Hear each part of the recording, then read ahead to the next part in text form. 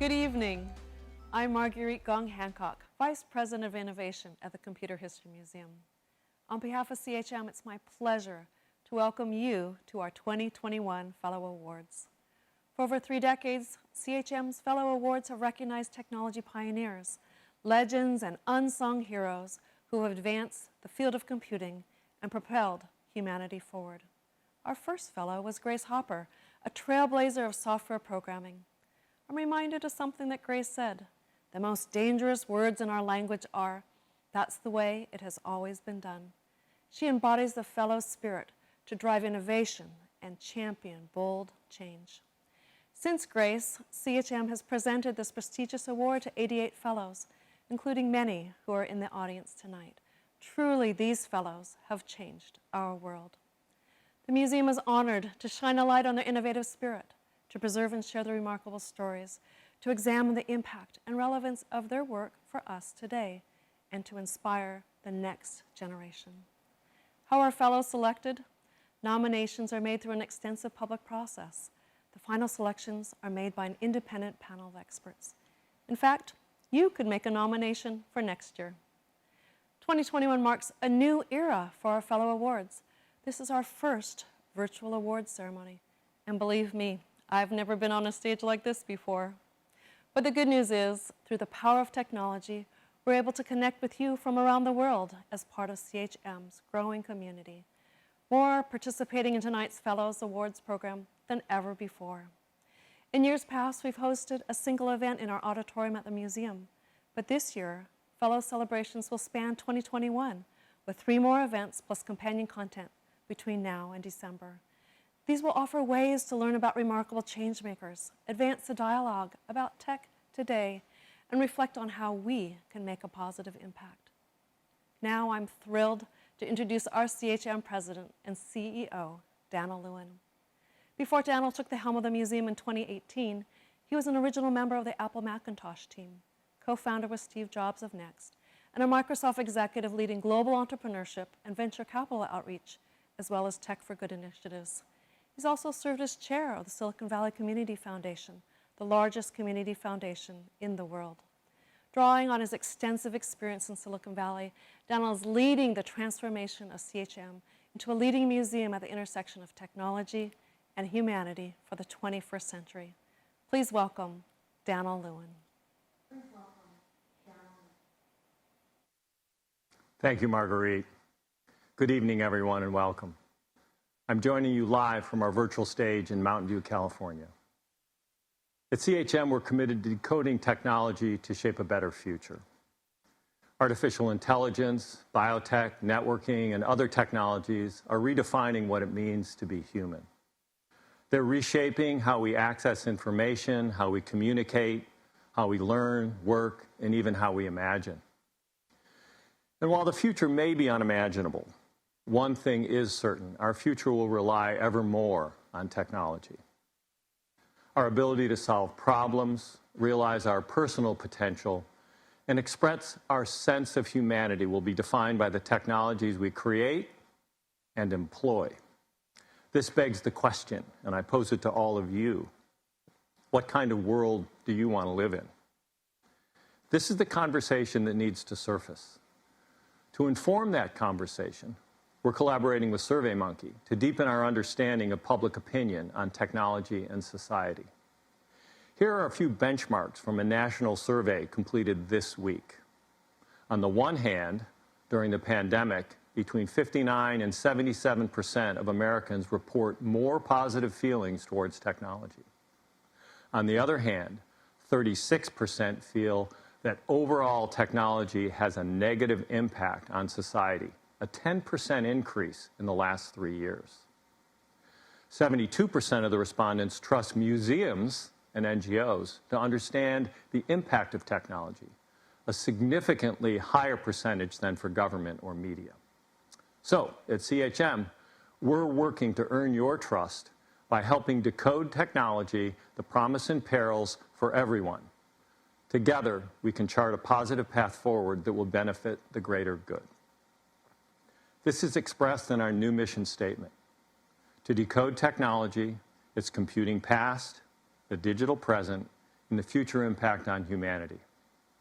Our goal is measurable reach and impact on the next generation of digital citizens to shape a better future. And we're working hard to create meaningful experiences, discourse, and insights. And we're expanding our digital capabilities and systems infrastructure to reach new audiences, to bring people together with great content and programming, and to become more compelling recipient for your support. And that's why I'm particularly excited about this year's virtual Fellows Awards program that uses technology to build community and engage people around the world. Who are the pioneers and visionaries we celebrate as fellows? How can they stimulate our imaginations to build a better future?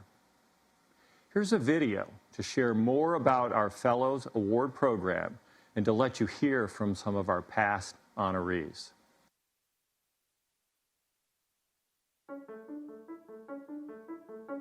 In the words of Dr. Katherine Johnson, and I quote, "You are providing a platform for so many to share their story, and together we are rewriting history in a way that allows everyone to see their place." For more than 3 decades, the Computer History Museum has reserved one honor for a distinguished circle of individuals who have advanced the field of computing. So I figured that if I could start on the ground floor with other people, then I'd have a chance to get ahead. And that was what led me to write the first compiler back in 1952. And it was set up as a crusade rather than to make money. The CHM Fellow Awards recognize technology pioneers, legends, and unsung heroes who have illuminated our world and propelled humanity forward. The semiconductor industry has made bigger changes in a few decades than printing has over a few centuries. When these things actually start to connect, you get the wow effect. Democracy, freedom, prosperity, they all stem from technological innovation. We've got to make a society that will last, that is sustainable as a society. That's one of the reasons I developed my computer and gave it away. I wanted to help that revolution go forward. If every one of us does our job well, it'll all go very interesting. When the ideas start, they are fragile and they're new. And most people don't understand them. And the things that are fragile need to be protected. They are the dreamers who imagine beyond what is, the disruptors who challenge convention, the builders who transform our world. They are the history makers who inspire us all to keep exploring and creating new ways to shape a better future for everyone.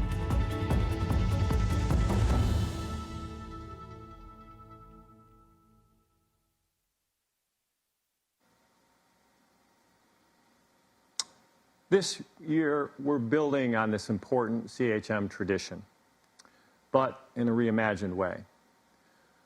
We'll explore each of our honorees, their life's work and impact, through the lenses of past, present, and future, with an array of storytellers and tributes. The accomplishments of this year's Fellow Award honorees span robotics, collaboration, computer graphics, entrepreneurship, art, and education. Each fellow exemplifies leadership in a carefully chosen theme that represents their life's work and passion and embodies CHM's mission to decode technology. And now, without further ado, these are the CHM 2021 Fellows. Collaborative technology creator and entrepreneur Ray Ozzie, AI and robotics pioneer Raj Reddy, computer artist Lillian Schwartz, and computer graphics and hypertext pioneer Andreas Andy Van Dam. So wherever you are, please join me in applauding these distinguished honorees. Thank you. I really appreciate it, and I know they do. This is an incredible opportunity and an incredible class. This year we have this great class, and I'm excited for our event this evening as we kick off a year of celebrations. And all of that we have in store for you for the 2021 Fellows Awards would not be possible without the generous support of our sponsors. Thank you to our education sponsor, the KLA Foundation. An absolute special appreciation to our program's headline sponsor, Accenture. This is the 8th year that Accenture has shown their support as the program's headline sponsor. So on behalf of CHM, our Board of Trustees, staff and volunteers, I want to say thank you. It's now my pleasure to introduce CHM trustee and Group Chief Executive of Technology and CTO Worldwide of Accenture, Paul Daugherty. Paul? Thank you, Daniel. It's such a pleasure to be part of the Computer History Museum and the 2021 Fellows event. At Accenture, we've seen what happens when the promise of technology meets human ingenuity, but perhaps never quite as clearly as in this time. I mean, just think about the past year, with lives disrupted, lives lost, homes becoming schools and offices, celebrations and events postponed, canceled, or reinvented, billions of people across the world brought to a standstill. But that's not the end of the story. COVID did something else. It hit a giant fast forward button into a future defined by new realities around human experience, reshaping the way we work and live, and new realities around technology. The world's being reshaped by two truths. First, every business is now a technology business. Technology is the lifeline that kept businesses, governments, and our communities running, and it's the key to redefining the future in every industry to solving the big problems we face. And the second truth is that the exponential pace of technology innovation will continue to accelerate, creating new possibilities and the need to learn, change, and adapt faster. For these reasons, we're now at a pivotal time, a moment of truth, and this is why the Computer History Museum is so special. CHM plays a unique and essential role in capturing the amazing stories as we interpret the past and provide the pathways as we invent the future.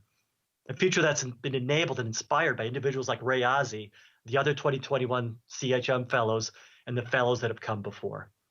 And that's why I'm so pleased and proud to be on the Board of Trustees of the museum and to represent Accenture as sponsor of the 2021 Fellows. Getting this right couldn't be more important.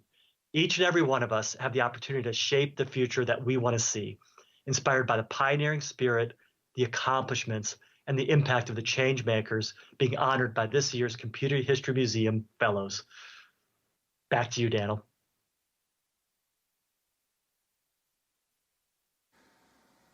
Thank you, Paul. It's true. This past year has changed life as we know it. We've all experienced how technology has redefined our world as a vehicle for personal connection, a tool for problem solving, and an engine for future possibilities. With deep appreciation to you, Paul, and all of the Accenture employees around the world, we thank you so much for your continued support of this milestone program. You know, it makes me think, not long ago, we were visiting the Accenture headquarters, and you, Paul, were going through the worldview that Accenture has on a forward-looking basis, and the excitement that you and your colleagues share with the museum and those around the world who are really thinking through what digital transformation means. It's just phenomenal. And as we think about the world within which we live, you know, many of you, I'm sure, are living and breathing in LinkedIn or have given up your contact list to work within LinkedIn. How many of you are using Facebook? How many of you are using Slack? And what about Clubhouse? There's this new sense of online communities and threads that tie together an incredible story which has a foundation in our Fellow Award honoree tonight, Ray Ozzie. Now, Ray is a software pioneer and an entrepreneur, and frankly, he's a longtime friend of mine. He has spent an incredible lifetime thinking through and building low-level systems upon which many of the modern current technologies are built. And he's devoted his life to building software and companies that connect people. It's a fundamental thread, and it's fundamentally important for all of us tonight as we think through the use of technology and how we act every day when we wake up and the systems we use, how we are actually shaping the future of computing. And with Ray's story, we're going to learn more about his passion for building his entrepreneurial spirit, and everything that gets traced back into his early childhood. You know, we've learned a lot in working with Ray over the last month or so, putting much of this program together, dealing and diving into deep oral histories and understanding his family and his upbringing and all the things that motivated his personal enthusiasm and energy for what he's done for the greater good of society in building these collaborative technologies. One of the things that I particularly like was the story that Ray told about his grandfather and how his grandfather in this suburban neighborhood had an incredible family workshop. And Ray would spend hours watching and participating and thinking and building things with his grandfather. Another story was one where Ray was making ends meet, like so many of us back in those days, and he fixed doorbells for the neighborhood community when their doorbells broke. He was building and fixing things even back then. So if you haven't noticed, one of the core themes and one of Ray's themes that you're going to hear throughout the night is the use of the word build. It's fundamental to what we're all thinking about and how we're living and breathing today. You're going to hear more about the present and the future of technology for collaboration tonight. And you're going to hear the theme of trust and connection. And you're going to understand how those themes intersect through Ray's life, his life's work, the companies he's built, the impact that he's had on society. And so now, without further ado, let's hear a little bit about Ray's journey in his own words. Well, let's just start with your full name and when and where you were born. Raymond Edward Ozzie, Chicago, Illinois, 1955. We would do our programming on paper, punch it into Hollerith cards, and submit those card decks. You know, you would wait hours. You would just wait hours. Directly across the street from the digital computer lab, there was this other building. If you looked through the windows, there was this orange glow, and there were just people sitting at rows and rows and rows of these things I'd never seen before. This system was called Plato, and these things were terminals. It was a mix between students who were using those terminals, people doing programming, and people doing gaming. I just was fascinated by this thing. I lost interest, of course, in punched cards. Don Bitzer had this attitude, which was, if you can imagine it, you can build it. It was the first time I was part of a team. There was the beginning of communications and online community. You started to get to know people very, very well at a distance. And we started to envision the system as a place, as opposed to just being a tool. I was assigned to work on a project with Gary Michael. He was remote. Occasionally I would get stuck and I would term talk him in real time. He was just the worst typist you could ever imagine. I mean, it was just so frustrating. How could somebody who's such a bad typist write up these long specs? And he hosted a little party after the project to celebrate. And I drove to his house, went in, and the reason why he was typing so slowly is he's a quadriplegic.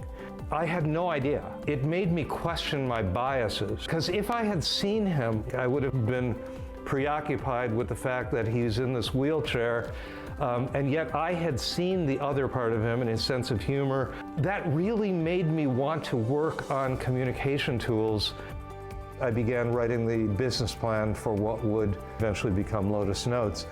Mitch Kapor was great. I gave him the whole pitch about this notes thing. He said, look, I will commit to you one thing. Right now, I will commit to you one thing. You come to join us and deliver 1.2.3 version 2. When that thing ships, I will figure out how to get your thing funded. I went to work for Lotus. The day that it shipped, Mitch came down and he said, you did your job. You did exactly what I had asked you to do.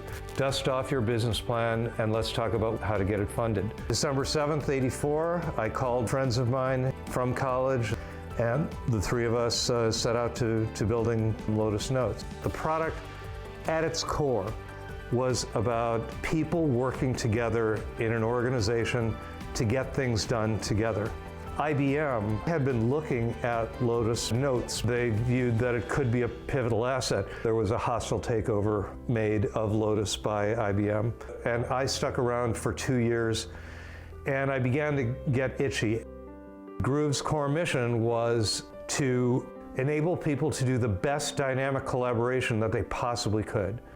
The moment 9/11 happened, we had an information sharing problem. And the nature of Groove technology was that it didn't need central servers. We were purchased by Microsoft, who saw the dynamic collaboration being a good way to plug into the bottom end of SharePoint. Bill said, I'm thinking about leaving the company and giving full time to the foundation. What do you think about taking my role? We've built the organization in a PC-centric way. You, Ray, seem to have ridden the wave of change that our industry has had, helped lead the company. I took on the role knowing that it was not a technology job, it was a transformation job. By 2009, I had gotten in motion pretty much everything that needed to get in motion. The vast majority of my career has been spent in computer-supported cooperative work to help an organizational goal or outcome. When people would come up to me and say, it's 2020 and I'm still working on Lotus Notes and I built a company of 30 people and I put my kids through college, that to me is the ultimate reward.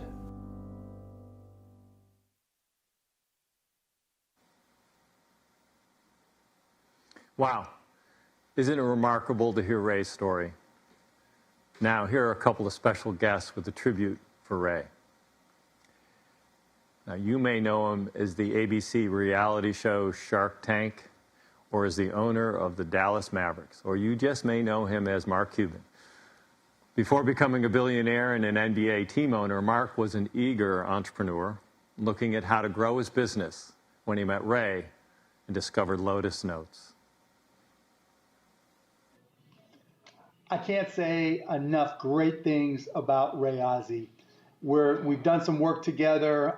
We're on a committee together. We spent some time together. What an amazing human. What an incredible person who cares, not just about technology for technology's sake, but how it can help people and how it can make the world a better place. But that's everybody knows that about Ray. I got to tell you my little Ray Ozzie story. So way back in the day, 30 years ago plus, I had a little systems integrator. And to me, the greatest find that would grow my little systems integrator micro solution was finding Lotus Notes. And bam, I reached out to Ray's company, and they allowed us to become a reseller. And when that happened, literally, our company just took off. They allowed me to sell it, they allowed me to promote it, and then it got bought by Lotus and worked with them. But it just changed the path of my company. And so bottom line, if it weren't for Ray Ozzie, I wouldn't be on Shark Tank. I wouldn't own the Dallas Mavericks. I'd probably be a bartender somewhere if it weren't for Ray Ozzie. So congratulations, Ray Ozzie. Every accolade you've ever gotten, you've earned. You're a good guy. Take care.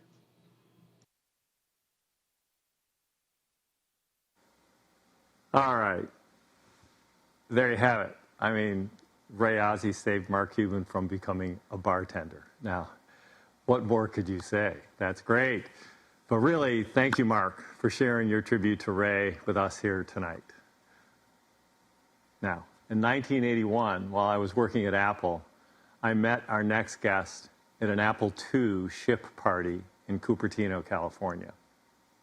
He's the co-founder of Microsoft, a company where I spent 17 years of my own career and that is near and dear to my heart, as I'm sure it is to Ray. Ray founded two companies, Groove Networks and Taco, that were both acquired by Microsoft. And as you know, he also took over as the company's chief software architect from none other than Bill Gates. Congratulations to Ray Ozzie on getting this award. The Computer History Museum likes to honor both legends and unsung heroes, and Ray definitely fits into both of those categories. He started out working on CDC, Plato for, great educational software, worked on VisiCalc, built Symphony, totally created Lotus Notes, which was an amazing thing, really advanced collaborative computing. He was a great ISV for Windows, giving us more suggestions about how to make it work than any other ISV. He and I have had a lot of fun working together. His, systems architecture thinking, his, hands-on writing of code and, building great teams is a phenomenal thing. So even before Ray came to Microsoft, I greatly admired his work. And it was kind of a natural thing that when Microsoft wanted somebody who had a broad view of product innovation, that I said to Steve Ballmer, hey, let's get Ray here, and he can step up and make sure that there's great innovations going on.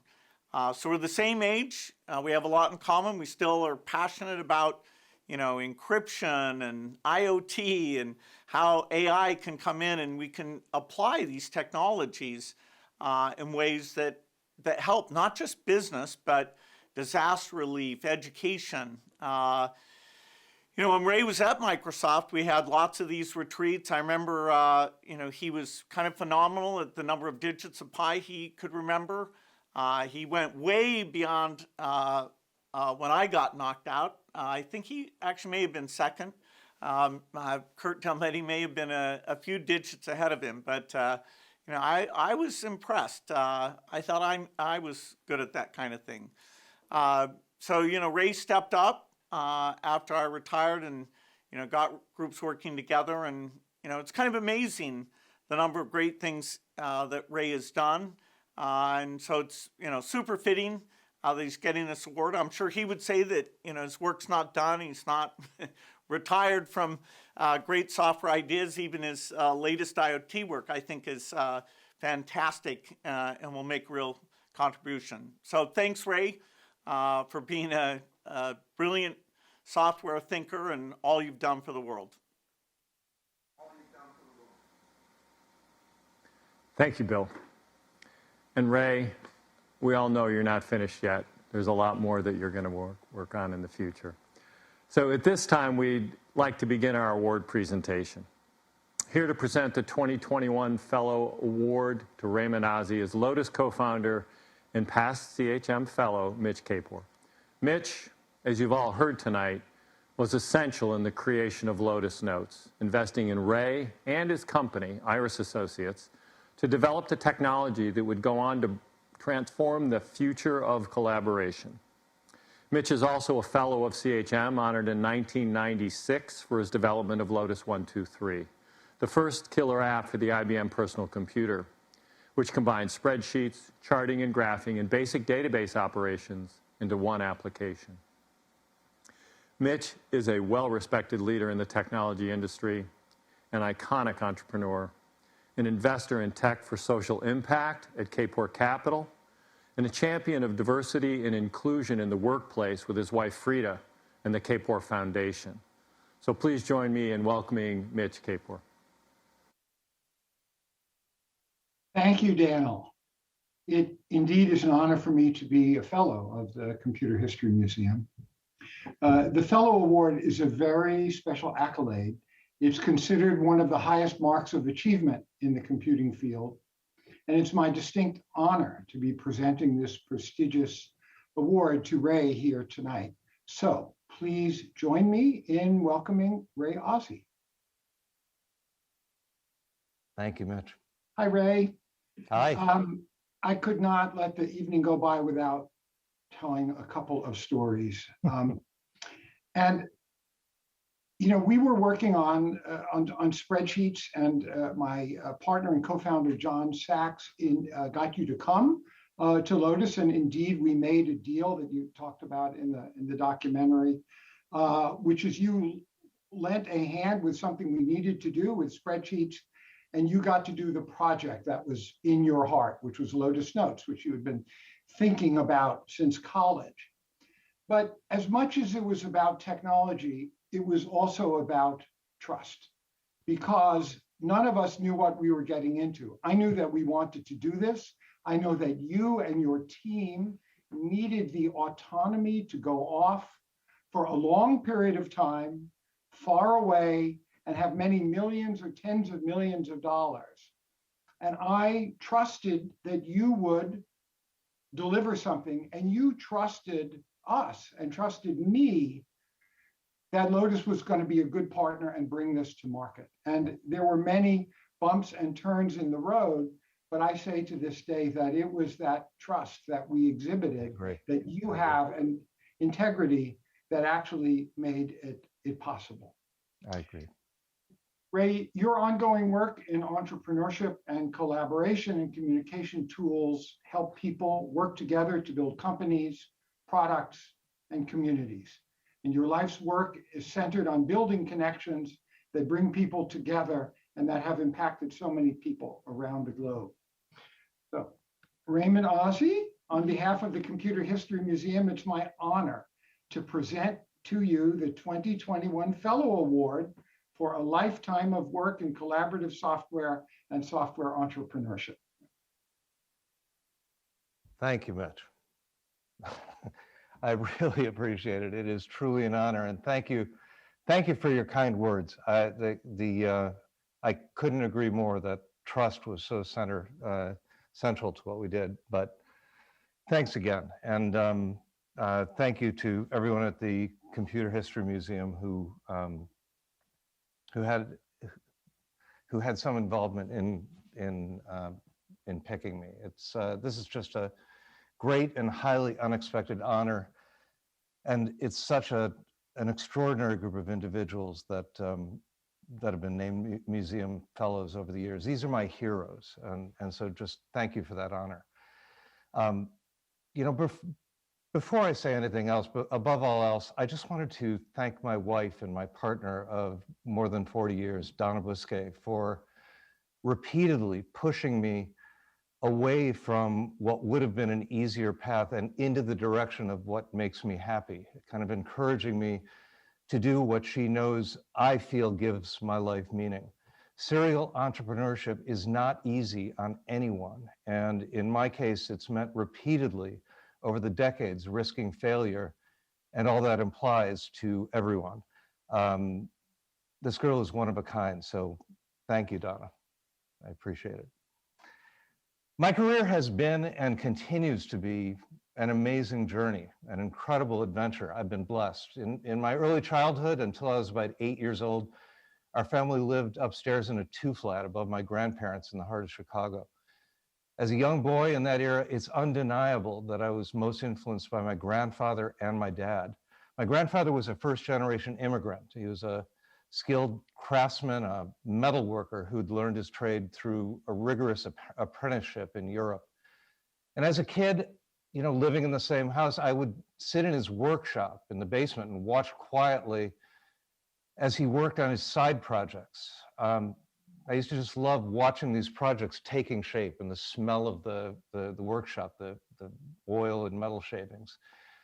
When you grow up, he used to say, you'll have your own workshop. Get to know your materials, get to know your tools. The more you build, the more you learn. The more you learn, the better you'll be. He said it in his own way, but he was just really focused on being the best at his craft. My dad, unlike my grandfather, wasn't a tradesman. He and his partner had built a small business, which he loved. Whereas my grandfather focused on his craft, my dad was always pushing me hard, even at a young age, to answer the questions of what and why. What are you going to do with your life? Why will it matter? Who will care? If you have a small business, will your customers remember you? Perhaps it was their immigrant attitude or a post-war growth mindset. But together, their message was crystal clear. Get off your ass, become skilled with your tools, and use those tools to build something that matters. Sitting here tonight, I owe a debt of gratitude to the many people under whom I apprenticed and who taught me about my materials and my tools and techniques.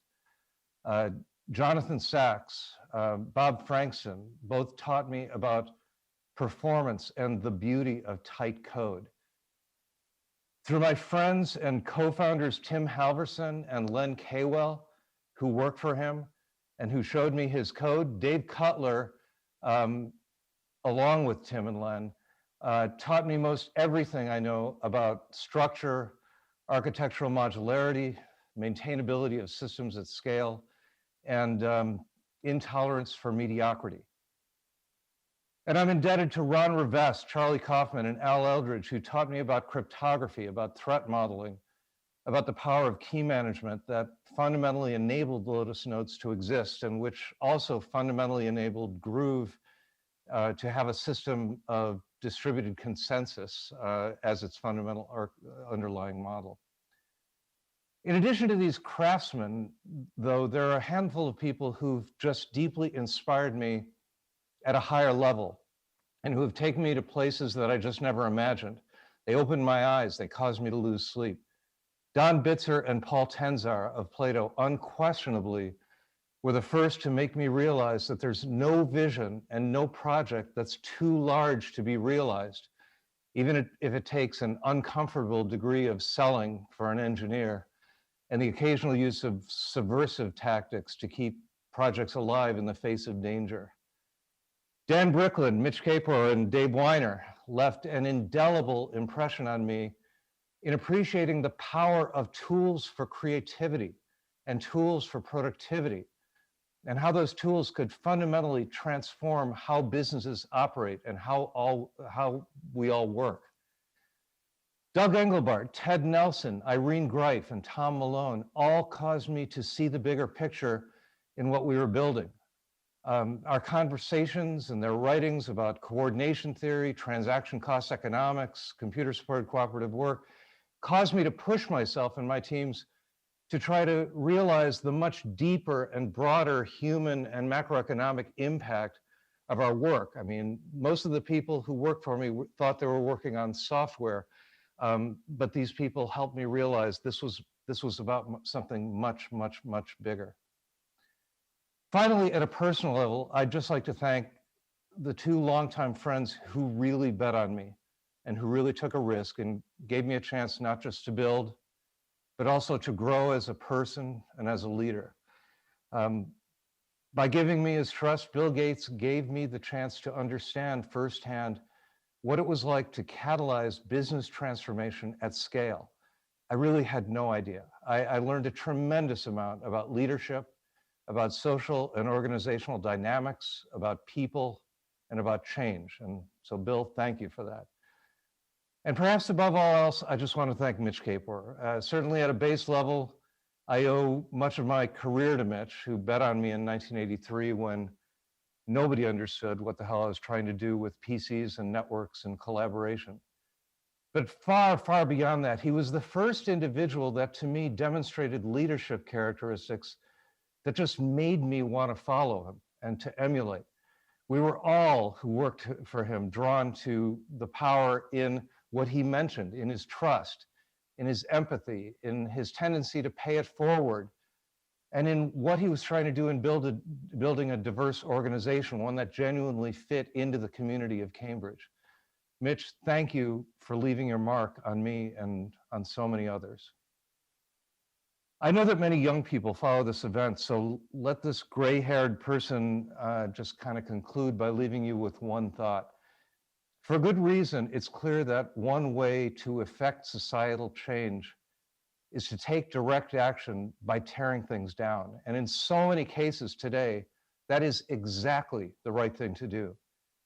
But over the decades, I've come to believe that the act of building can be one of the purest forms of activism. As Larry Lessig said, and as you've seen in modern tech, code is law, for good or bad, right or wrong. And so one of the most powerful things that you can do to change the situation is to take direct action by building something. Do you care about social justice? Care about healthcare? Do you want to build a more empathic enterprise, a more perfect union, a sustainable environment? Then I'd suggest that maybe you shouldn't waste your time rebuilding what's been built over and over or chasing taillights. Take a risk and blaze a new trail. What have you got to lose? Get off your ass, take the time to master your tools, build a team, and build something that'll change the world. It is possible. Thank you.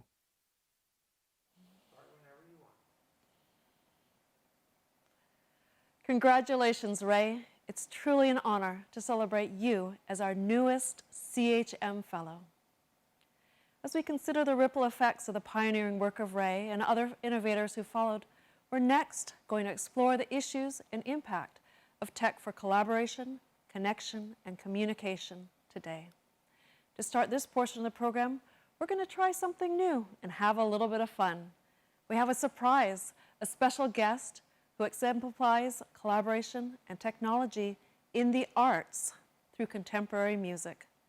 Crowned the world's first female beatbox champion, she's performed with Earth, Wind & Fire, Wyclef Jean, and other musical legends. This evening, she's going to play in her unique way with combining technology, collaboration, and creativity to create a brand new song, a Fellow Award song inspired by tonight's theme, Build. She'll start by building her musical track layer by layer, and she needs your help because you are writing the lyrics. Right now, in the chat, we want you to write one word or phrase to answer this question. What will you build to help create a better world? Tonight's artists will use your words to build a song together in real time. Join me in giving a very warm welcome to Butterscotch.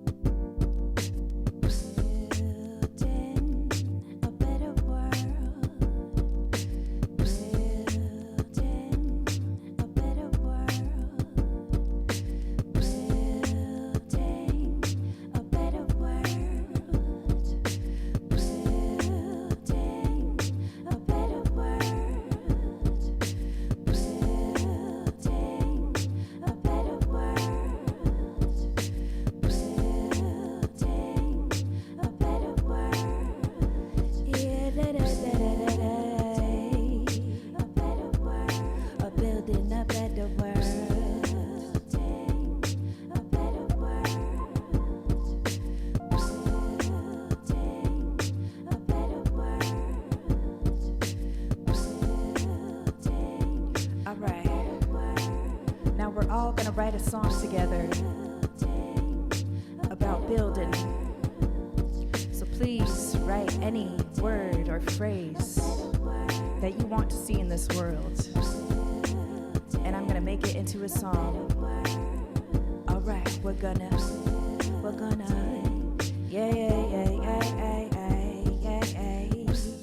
we gotta amplify diverse voices, to have a more perfect union, because we gotta have everybody, that is inclusion, we gotta have connectivity to you and me, that's how it's gonna be. We need kindness and equity all around the omniverse. We feel the love with access for all, building this, building a better world. Building a better world. We're building a better world. Keep the words coming, keep the words flowing.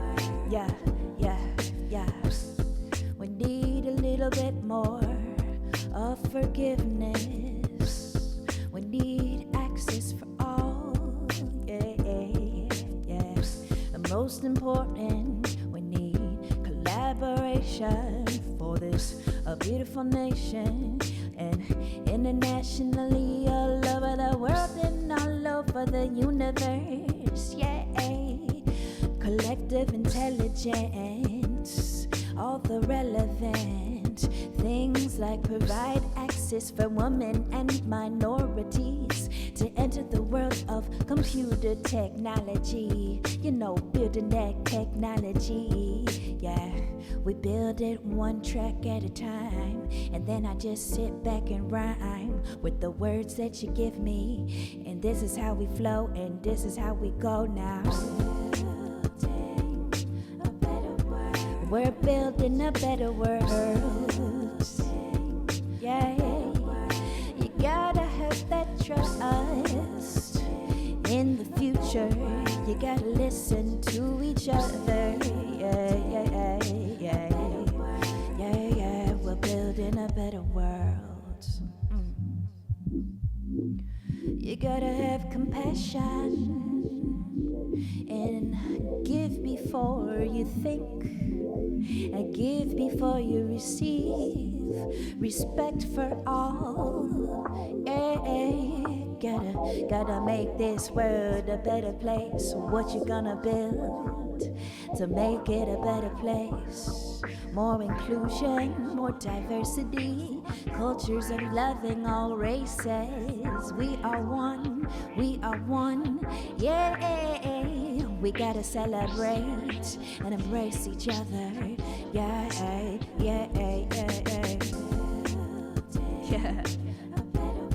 We're gonna build a better world,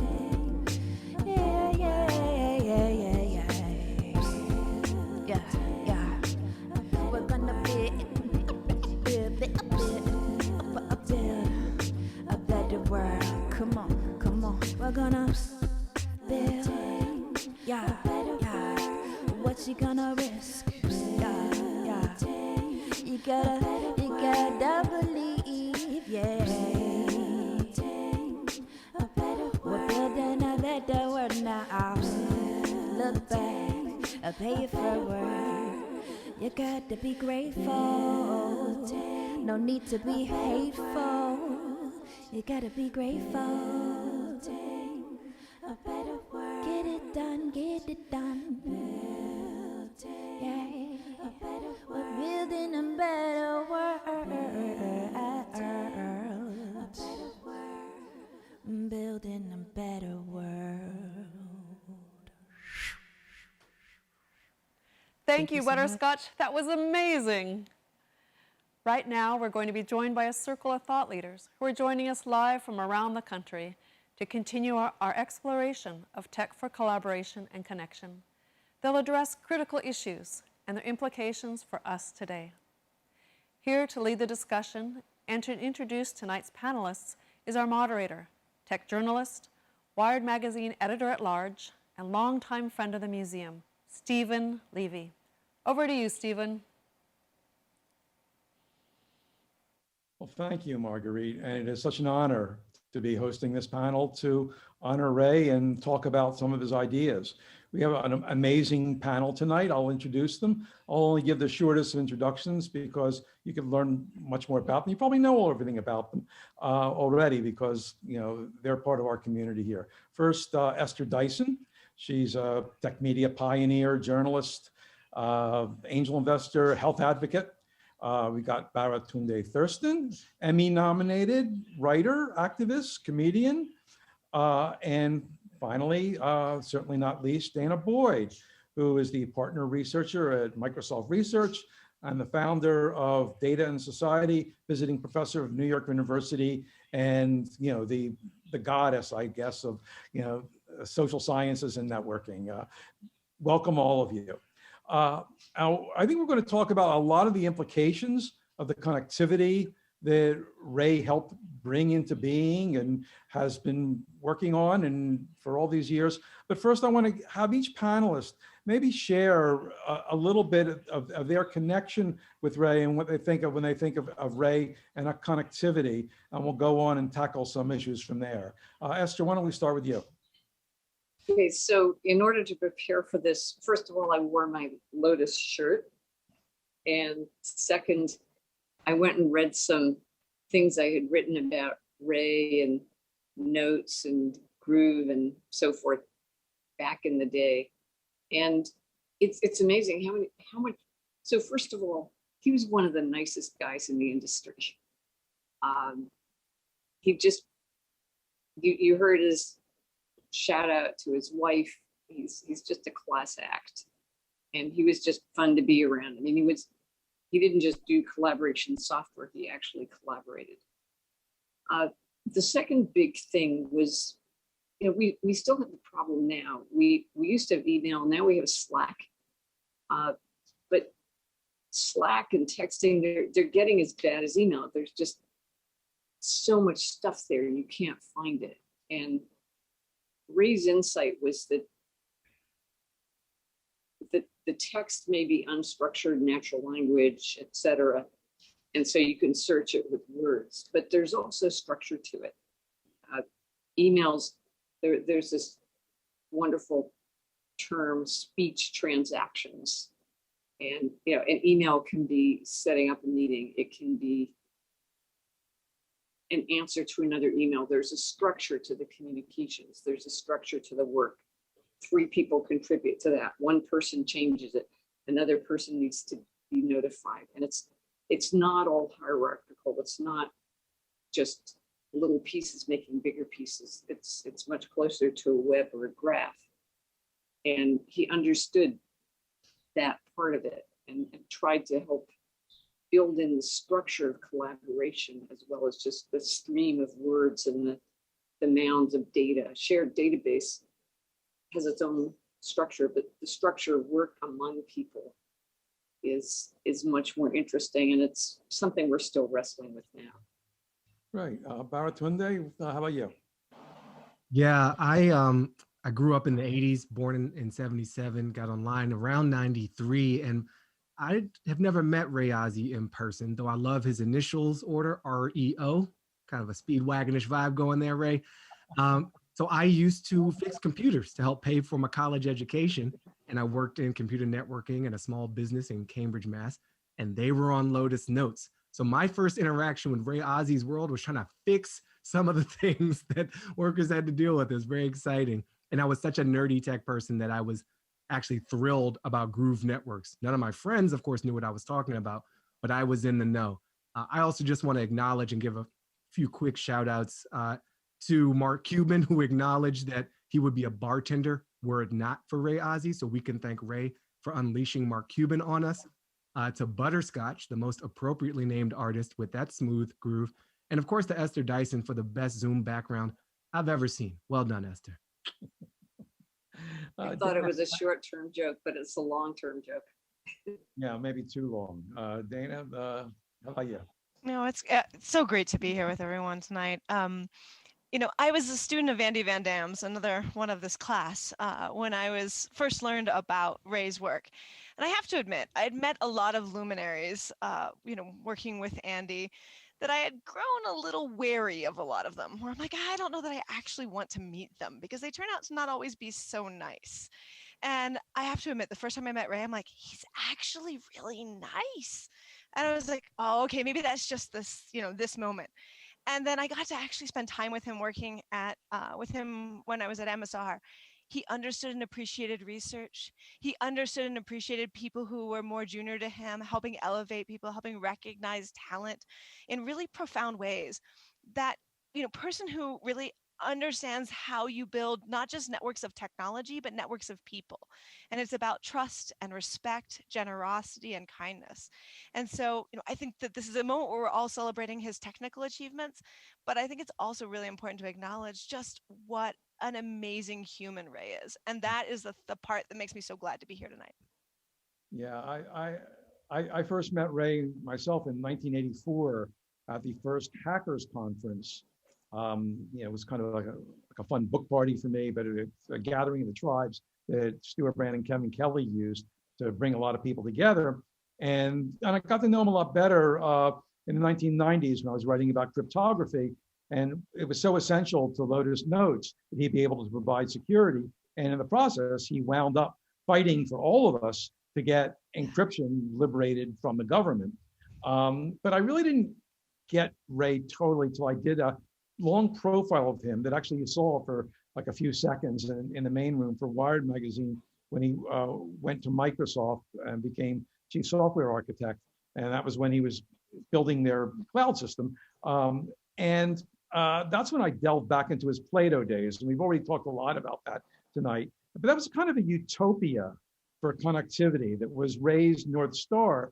And I thought of that, and I thought about where we are now, because while connectivity has given us so much, in another sense, we have kind of a nightmare on our hands of some of the effects of connectivity. So in the few minutes left we have in this panel, I want to explore some of this with you brilliant people, to ask some questions like who's been building today's tech, and how can they be more collaborative and trustworthy, as you talked about, Dana, and how can we make choices that help tech better serve us and our communities? And maybe I'll start with you, Esther, because you were date back to the days when personal computers were unconnected. And you've watched that whole evolution as we started using it for conferencing and sharing and connecting. And I'm curious to know if you feel that sometimes in the early days, we were onto things that somehow we might have lost in the time since. Well, I mean, there was certainly back when Stuart started the WELL, which stood for Whole Earth Electronic Link. Yeah. There was all these issues around anonymity. And I mean, even then, the problem isn't the technology, it's the people using it. And we, again and again, we forget that if you're going to create a large platform, you need to create the governance structure for it as well. I remember trying to find out from eBay how much money they spent on fraud and dispute resolution and stuff like that. And they would never admit how much it was. But it's like, we need government, and even in the private sector or the, whatever you want to call the internet, it's kind of somewhere in between.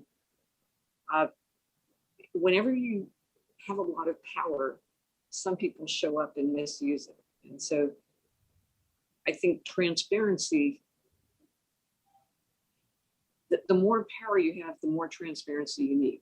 If all you're going to do is walk down the street, you should have total privacy. And now, of course, if you walk down the street without a mask, you may be carrying a deadly weapon. And so that, it's interesting how COVID-19 is to some extent upending some of our privacy issues. And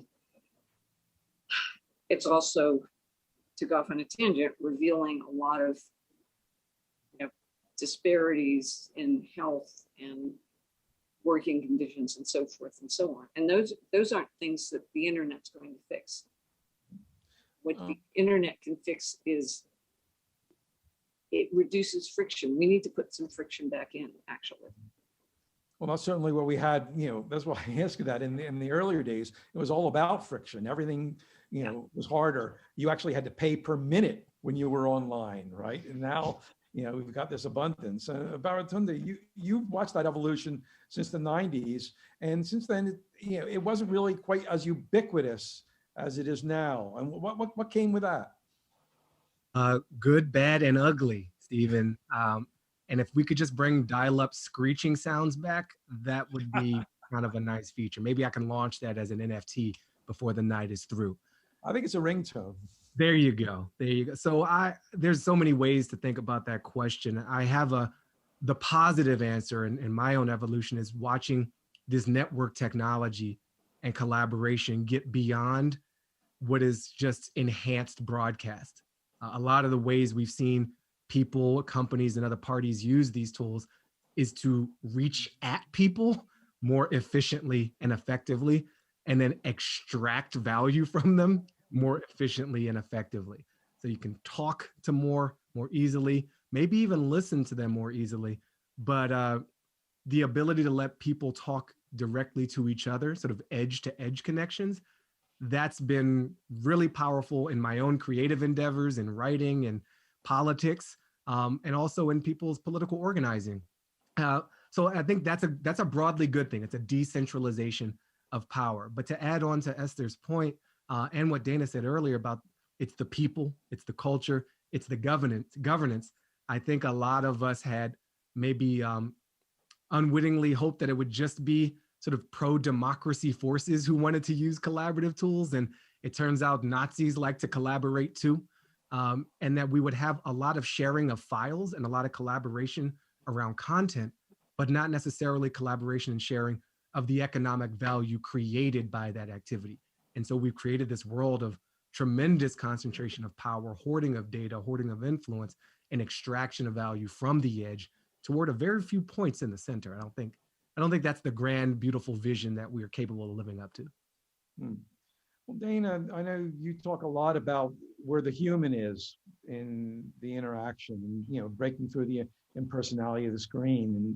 And so you watched as maybe things did veer somewhat off the rails.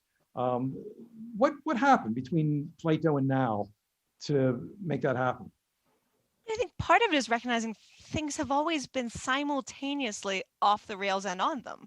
It's not that there has actually been this moment where the internet was only used for good thing and never bad thing. And even now, it's not like all of it is bad. It's this complicated relationship. And Baratonde mentioned it, but it's sort of been my big commitment, which is the internet mirrors and magnifies the good, bad, and ugly. And I think part of what's challenging as a builder, you dream of all of the possibilities. You dream of what can be, what you hope you can create. And that's amazing. That's what makes a builder so powerful. And yet you also have to think about the checks and balances. Esther mentioned this challenge of governance, right? Which is this moment of saying you need people to think about where this is really going to go wrong. And you need the structures that are going to listen to that, because it's about finding that balancing act.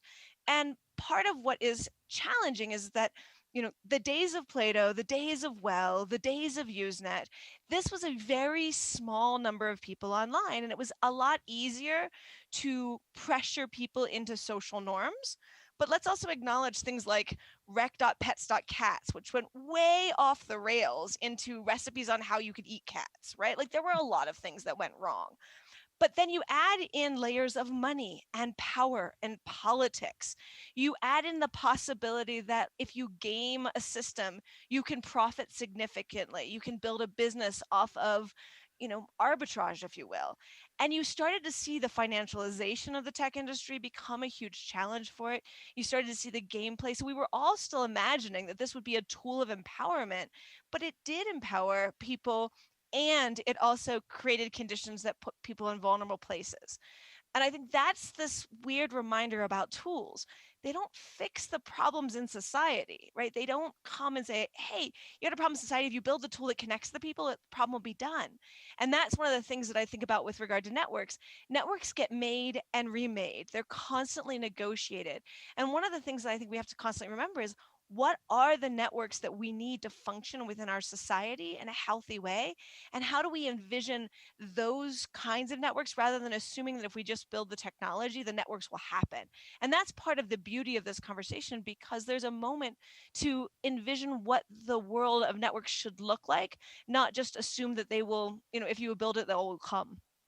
Right. Well, Ray always gave a lot of thought to that. Now when we think about networks, we have this metaphor of turning the dials. That's how people are going to interact with each other. So the people who start the thing, the founders of these companies, they say, well, Mark Zuckerberg Facebook was successful because he turned the dials in the right way and hit a sweet spot. Now we wonder about those dials, right? So what do you think we have learned about how code creates culture? I mean, I don't think it's that code. Sorry, Esther. Okay, go ahead, finish. Yeah, go ahead. Dana, you start. Esther. Yeah. So I don't think that it's that code creates culture. I think culture is co-constructed with all of the tools around us. And I think that part of the dynamic is that culture is constantly being made and remade based on what we have available to us. And we heard beautiful music that is the co-construction of a phenomenal artist and a set of tools.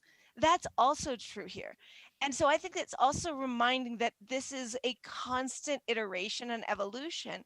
And that's one of the reasons why it's important when we build systems that we also watch what happens to them as they evolve, because it has to be a constant dance. It can't be simply you put down a platform and assume that the culture that comes out of it is going to be what you imagined it to be. Esther? I think one thing that when the technology removes the friction, there's a lot of addiction going on the internet. And first I thought, oh, what a clever trope. Facebook is addictive. But in the last 5 to 10 years, I've learned that addiction isn't about the substance, it's about the behavior pattern of wanting relief and getting it. And it's short-term thinking in the extreme. So, I mean, it offends me that Robinhood says it's democratizing investing, because it's actually making gambling more accessible.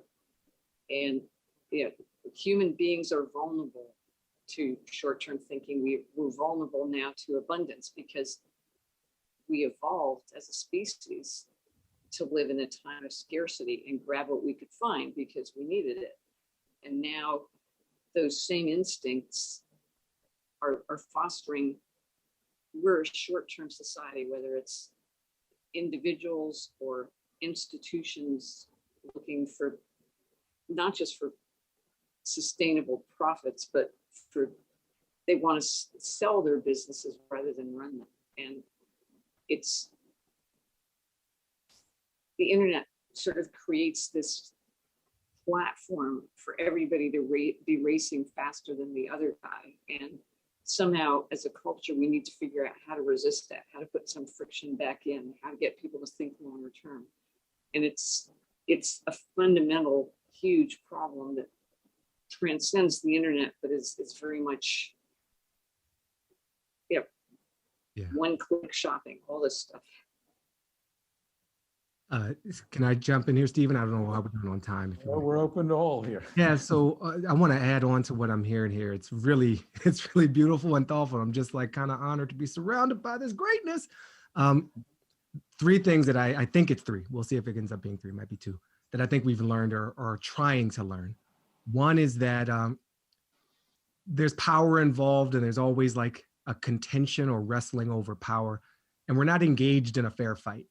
I think the concentrations of like computing power, financial power, mathematical power, to Esther's point about addiction, the just say no thing doesn't work so much in some of these new network technologies. Like the atomic individual us is up against applied mathematics and behavioral science and trillions of dollars of market capital.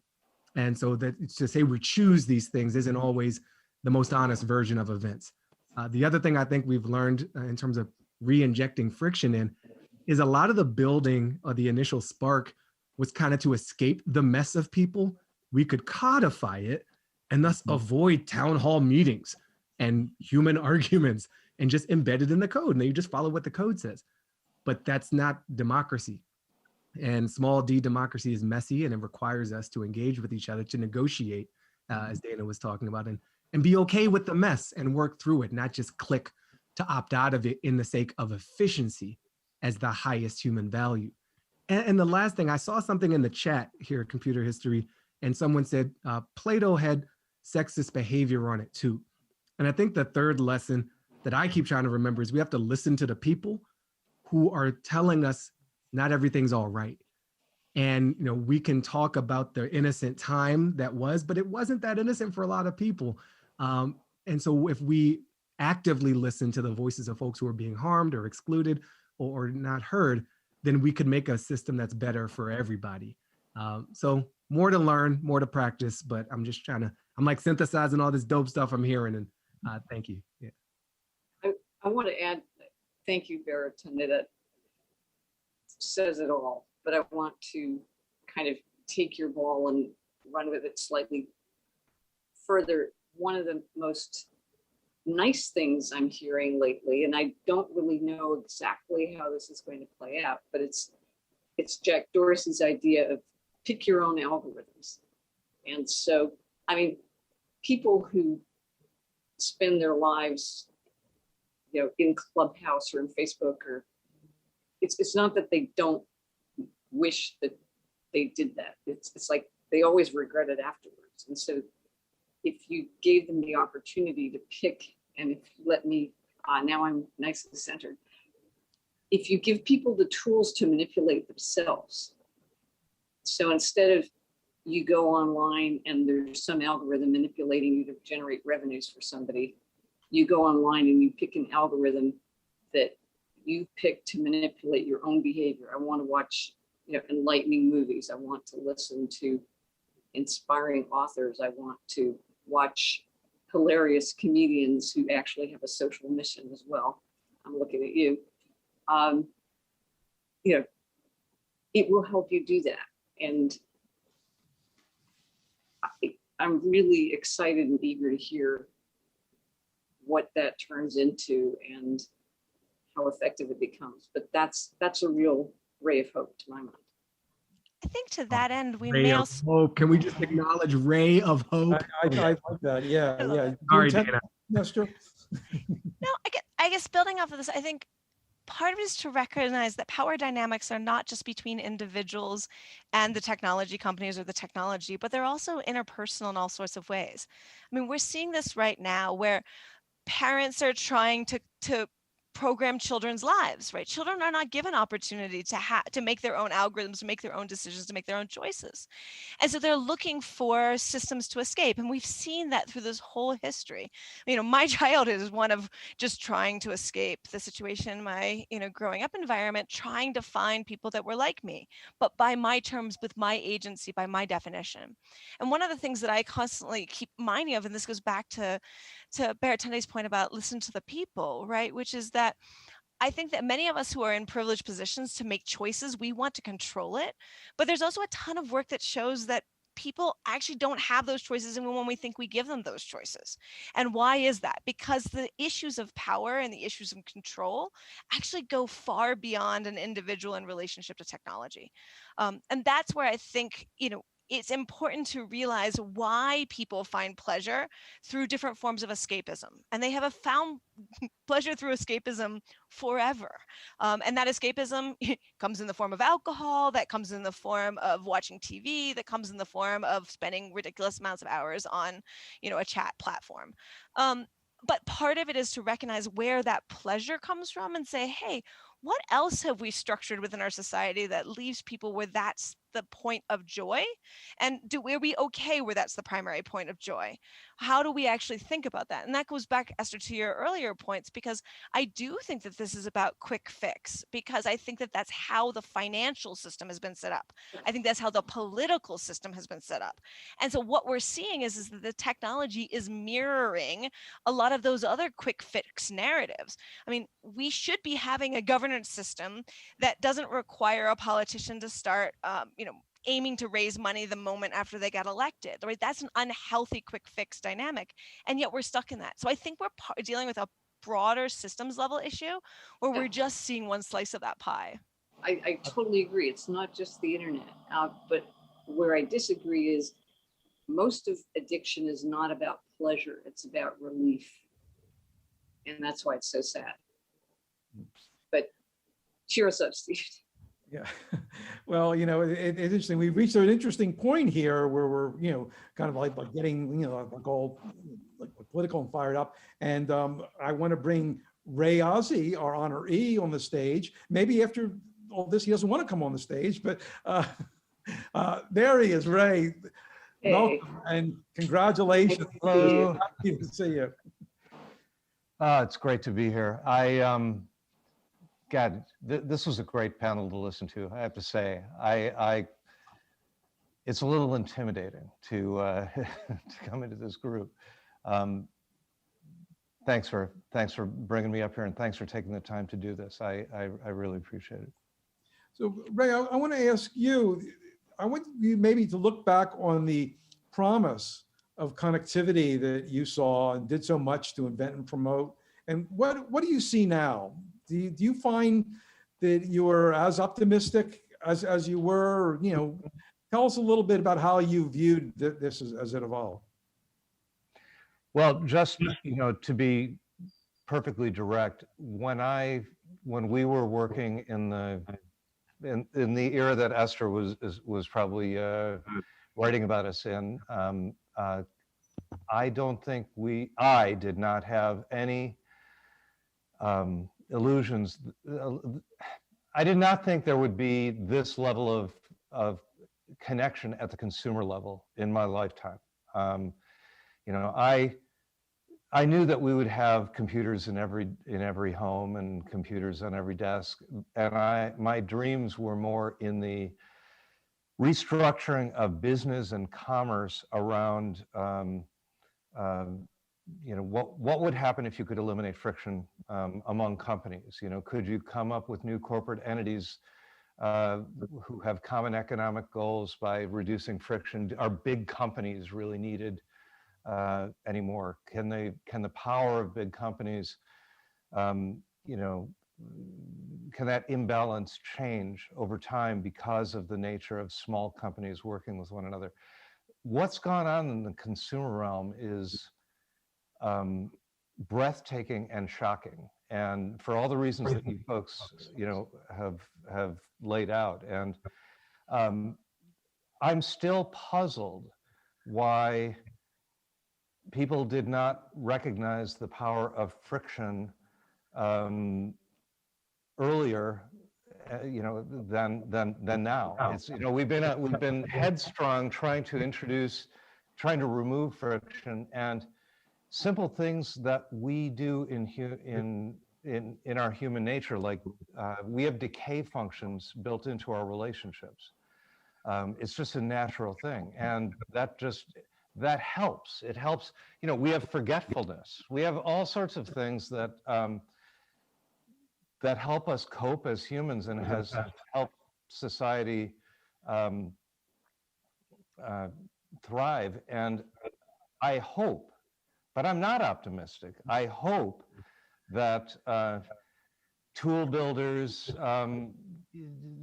will start to experiment with some of these things as perhaps backlash or whiplash, against some of the horrible things that are happening because of the centralization of the platforms and the centralization of power around those platforms, and the fact that the realization that most people who use these platforms don't manage them. They allow themselves to be sucked into them and be taken advantage of. So I'm really not sure how to respond to that. I'm very optimistic on the commercial side. I'm not so optimistic on the political and societal repercussions of what we've created on the communication side.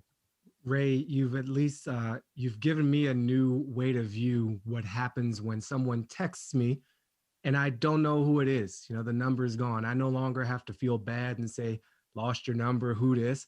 I can say, this is a natural feature of my evolutionarily sophisticated human decay function. That's right. It's a feature, not a bug. Peace out. Well, I mean, these are really silly things, but contactless, address books, friendless, they should just have decay functions.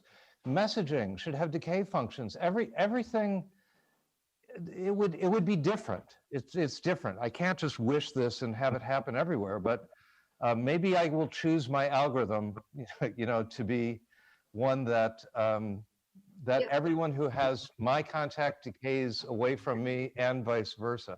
Do you think, Ray? Right. I mean, the people you linked up with on LinkedIn when you started, like everybody, and now you become more discriminating. Right. Sorry, Barton. No problem. I offer and ask.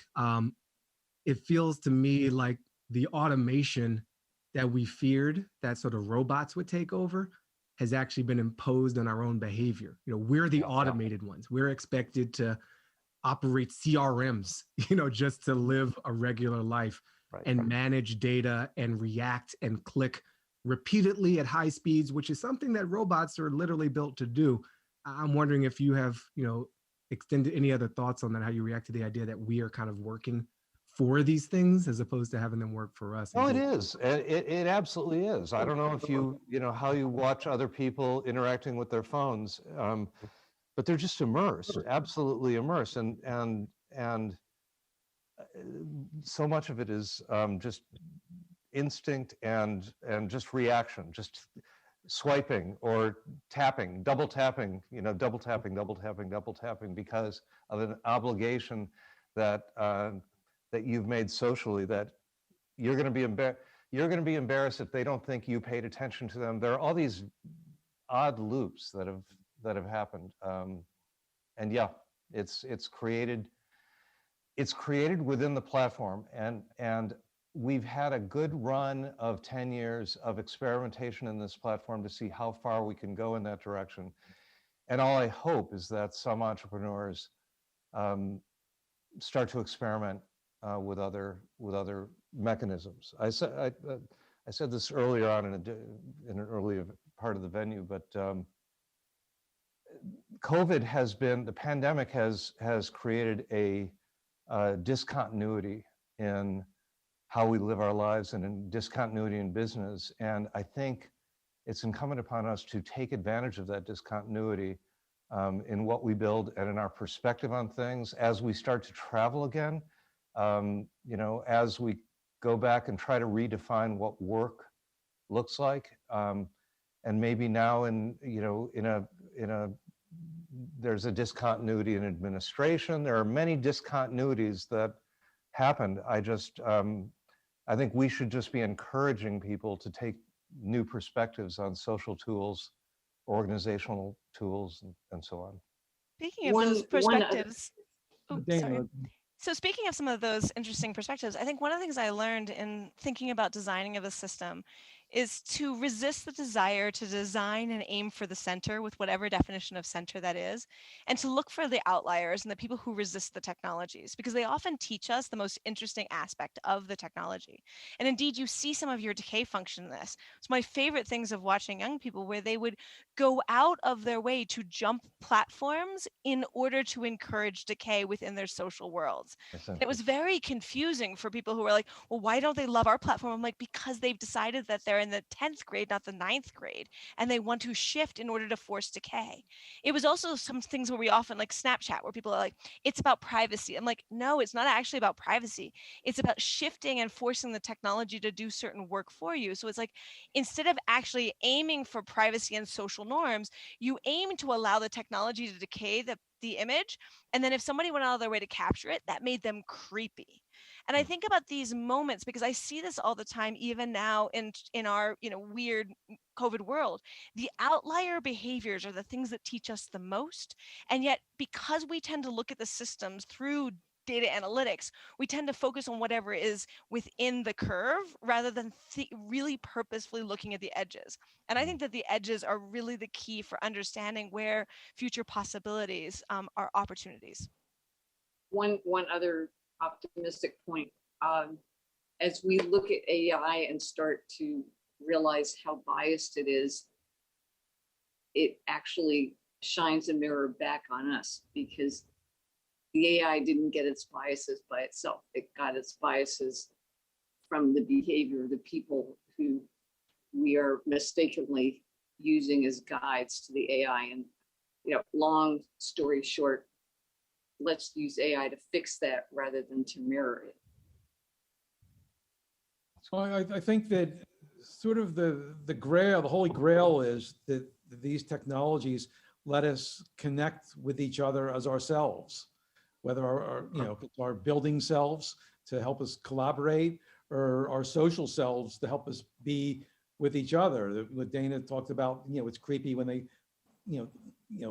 were exposed on that, is that, what made Snapchat successful is to let people be silly and not put up fake personas. And that lasted, I guess, for a while. But and that's like, I think what you saw early on, what maybe Plato let you be, and what you wanted us to be, Ray, was ourselves connected. Yep.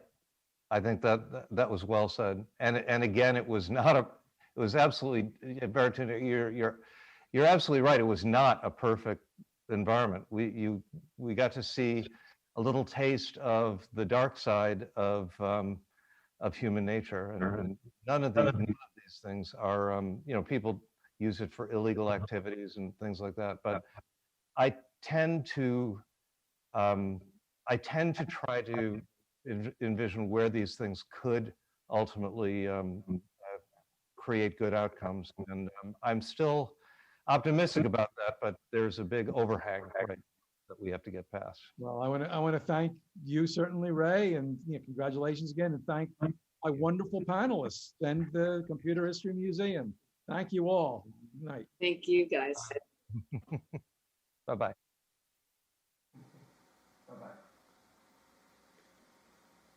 Big thank you to our panel. These issues are top of mind for me, as I'm sure they are for many of you. And thank you all again for a truly fascinating discussion and for sharing your unique perspectives and insights with us. As we close tonight's program, we look to the future. One of the things that we've learned about Ray tonight is his unwavering passion for technology and service to people. At the heart of his life's work, past, present, and undoubtedly the future, connecting people and empowering them with access to technology for communications and collaboration remains the thread. I think tonight's program gives us all something to think about. What is the potential of technology to shape a better future? For Ray, obviously, it's building tools that let us all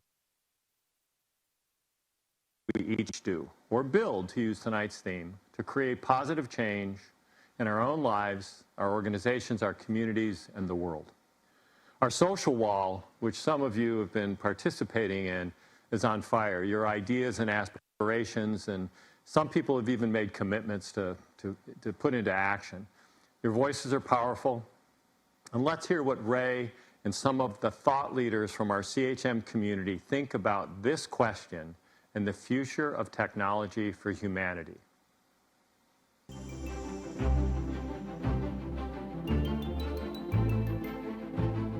To me, the word is build. Build kind of implies that you are pursuing something in the realm of your creativity, or you're trying to solve a problem that somebody else has. You could build an organization, you could build a team, you could build a software product, you could build a hardware product. You can build almost anything. Building is the best form of activism, and you can make a difference.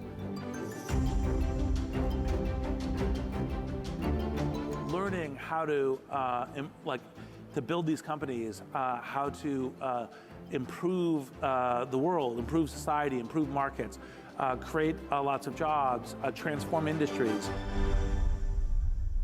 Technology is playing a very key role in how we connect and communicate and get stuff done. And so we need to bring the human elements of trust and connection and empathy to these technologies and devices. At the end of the day, we're all building this technology, but it's about the humans. Humans can imagine. They can imagine a future that doesn't exist. They can imagine a product that doesn't exist. They can imagine a service. They can imagine a concept. And they can envision it from whole cloth. By dreaming of that future and then putting in motion all the resources it takes to make that future happen, that's what makes us uniquely human. It's sort of like humanity at its most powerful expression. I envision a future where talent and opportunities align so that everyone can reach their full potential, where the new normal is that normal defies definition. Ultimately, all of this technology is to make our lives better as people and to make the world flourish in a way that we can all pass on to our children, our grandchildren, and on into the foreseeable future.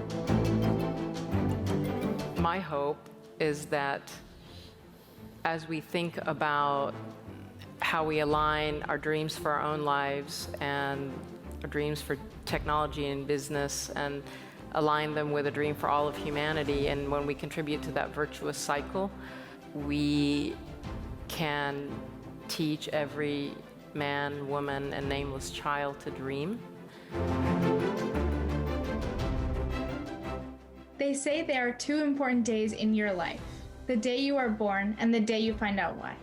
There comes a point in time where we disrupt the boundaries and redefine the rules that restrict us. I aspire to develop technology that will break barriers and create a better future for people from all over the world.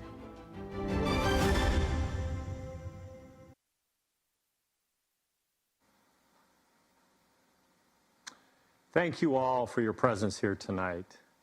And please join us in June to celebrate CHM Class of 2021 Fellow AI Pioneer Raj Reddy as we explore the important theme of diversity and inclusion in our connected digital world. And with that, thanks again to Ray.